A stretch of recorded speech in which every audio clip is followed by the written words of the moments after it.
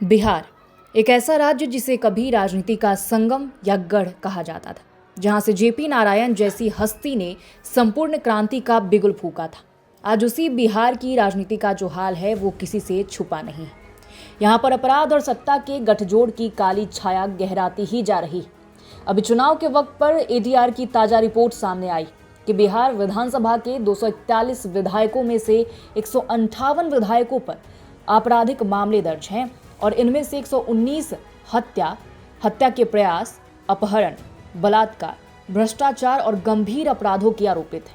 ये आंकड़ा सिर्फ चौंकाने वाला नहीं, बल्कि लोकतंत्र की जड़ों को हिला देने वाला है और ये सोचने पर मजबूर कर देने वाला आंकड़ा है। अब ऐसे में सवाल उठना लाजमी है कि बिहार की राजनीति में जब सुशासन की बात की जाती है, तब भी अपराधियों की घुसपैठ इतनी गहरी कैसे हो गई? हालांकि इसका जवाब हमें बिहार के राजनीतिक इतिहास और समाज की संरचना में मिलता है। 1990 के वक्त से ही जब राजनीति उभर रही थी, उसी दौर में बाहुबली नेताओं ने खुद को जननायक के रूप में पेश करना शुरू कर दिया। गांव कस्बों में जिनके पास पैसा और ताकत थी, वे जनता के लिए सुरक्षा और सम्मान के प्रतीक बनते चले गए और धीरे धीरे वही लोग जो कभी नेताओं के मददगार होते थे, खुद नेता बन बैठे। फिर यहीं से खेल शुरू हुआ। यही नेता सत्ता का रास्ता छोटा करने के लिए बंदूक और भीड़ की ताकत को लोकतांत्रिक मंच पर उतारने लगे। अब सवाल ये उठता है कि जनता कैसे हर बार इन दागी नेताओं को चुन लेती है जब उसे उनके अपराधों की पूरी जानकारी होती है। तो आपको बता दूं कि इसका सबसे बड़ा कारण है बिहार की जातीय राजनीति। आज भी बिहार के बहुत बड़ी संख्या में मतदाता अपनी जातीय पहचान के आधार पर वोट करते हैं। अगर कोई उम्मीदवार अपनी जाति का है तो उसके अपराधों को नजरअंदाज कर दिया जाता है। लोगों को लगता है कि हमारे आदमी को जिताना ही हमारे हितों की रक्षा है। दूसरा कारण है इन नेताओं का स्थानीय प्रभाव। क्योंकि प्रशासनिक व्यवस्था कमजोर है, पुलिस और कानून तक पहुंचना कठिन है, इसलिए बाहुबली नेता जनता के लिए एक तरह से लोकल गवर्नमेंट बन जाते हैं। वे विवाद सुलझाते हैं, मामलों में हस्तक्षेप करते हैं और गरीबों की छोटी बड़ी मदद करके अपने लिए मसीहा जैसी छवि बना लेते हैं। तीसरा कारण है आर्थिक सामाजिक निर्भरता। जहां गरीबी और बेरोजगारी की समस्या गहरी है, वहां चुनाव सेवा नहीं बल्कि सहायता का खेल बन जाता है। जो नेता शादियों में पैसे देता है, इलाज करवाता है या संकट में साथ खड़ा होता है, वही जनता का नेता बन जाता है, भले उसके हाथ खून से रंगे हो। इसमें राजनीतिक दलों की भूमिका सबसे अहम है। बिहार में लगभग हर बड़ी पार्टी, चाहे आरजेडी हो, जेडीयू हो, बीजेपी या कांग्रेस हो, सबने कई ऐसे उम्मीदवारों को टिकट दिया है जिन पर आपराधिक मामले चल रहे हैं। पार्टियों के लिए जीत अपनी नैतिकता से ज्यादा जरूरी हो गई है। उनका तर्क बहुत ही सिंपल सा होता है, जो जीत सकता है पार्टी उसी को टिकट देगी। और जीतने की क्षमता किसके पास होती है? उसके पास जिसके पास पैसा है, भीड़ जुटाने की ताकत है और जो डर पैदा कर सके। योग्यता अब शिक्षा या ईमानदारी नहीं बल्कि ताकत और प्रभाव बन चुकी है। और देखा जाए तो भारतीय कानून भी इस स्थिति को रोक पाने में विफल रहा है। हमारे संविधान में ये प्रावधान है कि जब तक कोई व्यक्ति अदालत से दोषी साबित न हो, तब तक वो निर्दोष माना जाएगा। लेकिन यही प्रावधान अपराधियों के लिए सुरक्षा कवच बन चुका है, क्योंकि हमारे देश के अदालतों में मामलों की सुनवाई सालों तक लटकी रहती है, कोई सजा नहीं होती। इसलिए वही व्यक्ति लगातार चुनाव लड़ता जाता है।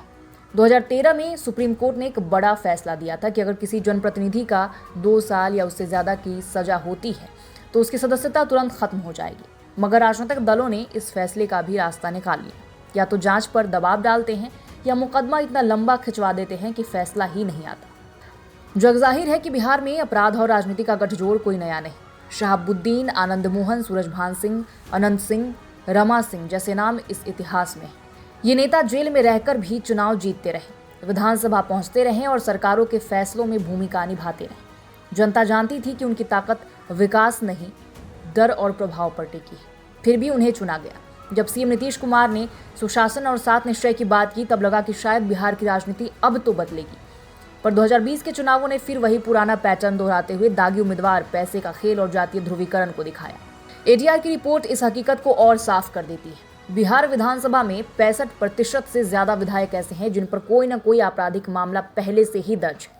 40% से ज्यादा विधायकों की संपत्ति 1 करोड़ से ऊपर है। यानी अपराध और पैसा दोनों का मेल अब राजनीति की नई योग्यता है।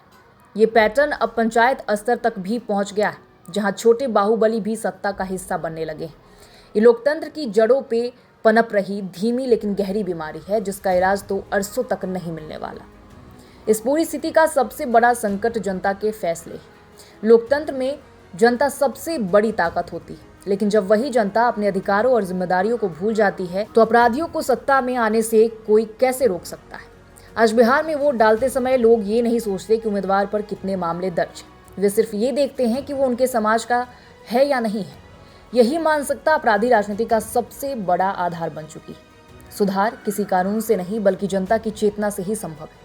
जब जनता ये पूछेगी कि आप पर कौन कौन से केस हैं, आपके खिलाफ चार्जशीट क्यों दायर हुई, आपने अपने क्षेत्र में क्या विकास किया, तब पार्टियां भी दागी उम्मीदवारों से दूरी बनाना शुरू करेंगी और तब एक साफ छवि का उम्मीदवार मैदान में उतर पाएगा।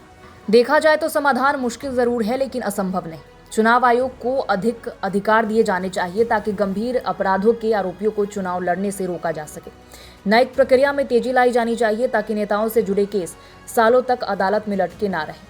जनप्रतिनिधियों से जुड़े मामलों के लिए विशेष फास्ट ट्रैक कोर्ट हो। सुप्रीम कोर्ट पहले ही आदेश दे चुका है कि राजनीतिक दल ये बताएं कि उन्होंने किसी दागी व्यक्ति को टिकट क्यों दिया, लेकिन ये सिर्फ औपचारिकता बनकर रह गया है। इस पर सख्ती बहुत ही जरूरी है। सबसे बड़ा बदलाव तब आएगा जब जनता अपने वोट की ताकत को समझ पाएगी। अगर जनता ये ठान ले कि वो आपराधिक छवि वाले उम्मीदवार को वोट नहीं देगी तो किसी पार्टी की हिम्मत नहीं होगी ऐसे लोगों को टिकट देने की। स्कूल कॉलेज स्तर पर युवाओं को लोकतंत्र और नैतिक राजनीति के महत्व के बारे में पढ़ाया जाना चाहिए। ये बदलाव ऊपर से नहीं बल्कि नीचे से आएगा, मतदाता से, समाज से और आने वाली नई पीढ़ी से। बिहार की राजनीति में अपराध का दखल जिस तरह से लगातार बढ़ता जा रहा है, ये लोकतंत्र की असफलता नहीं बल्कि हमारी सामूहिक चूक है। जिस धरती ने कभी लोक नायक जयप्रकाश नारायण जैसे नेता दिए, आज उसी धरती पर अपराधियों की राजनीति फल फूल रही है।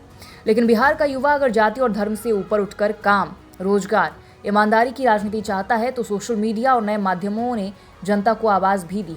अगर ये आवाज वोट में बदले तो बिहार को एक बार फिर बदलाव की मिसाल बनने से कोई नहीं रोक सकता।